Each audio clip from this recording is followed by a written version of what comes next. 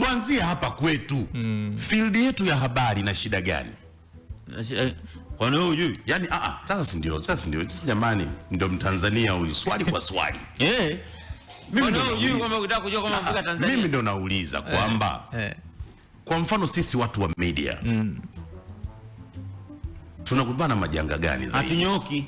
Sio kunyooka. Ngoja, wewe amesema hatunyoki. Yaani watu wa media ni mfanya. Yaani nazungumzia kwenye media. Yaani wewe unakutana na changamoto gani? Kwa hiyo wewe hujanyoka. Ni ya kisaikolojia.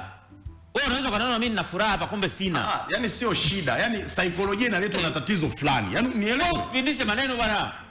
Tatizo Castro usikilizi. Ni kwamba wewe umepata tatizo la saikolojia. Limekuja from nowhere. Limekuja kutokana na nini? Haya, sababu ndio mimi nataka hiyo sababu iliyoleta tatizo la saikolojia bro. Sababu ni nini? Ndio maana nikakwambia hivi.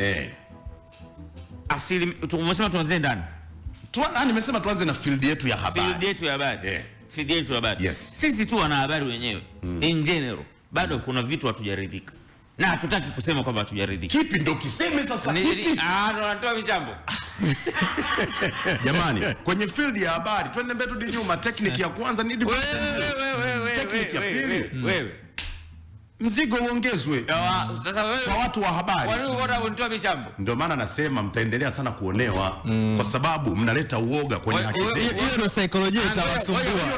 Na hiyo inakuja kuwatesa watu wengi. Kwa hiyo wewe unaonewa? Nini? Wewe unaonewa? Mimi sionewi. Kwa sababu katika ofisi nyoka nasema kwenye ofisi yoyote ndio hatusaini mkataba siku moja. Hilo ndio kila mtu anasaini kivyake. Kwa hiyo makubaliano yake usitegemee kama kuna mtu atatekea haki zako kama wewe mwenyewe hujielewi kujitetea wewe kama wewe. Haya, mimi nisema nini kwenye maofisi? Ndio maana nakwambia hatujanyoka. Ndio maana mimi nakwambia it's easy divide and rule kutumika kwenye ofisi nyingi kwa sababu ya uoga wa watu. Kwa mfano, ngoja nikwambie kitu kirahisi. Nakwambia kitu kirahisi. Hakuna point kubwa ambayo Jamal ameizungumza kama issue ya kisaikolojia. Tuondoke sisi kwenye tasnia yetu, tuachane nayo.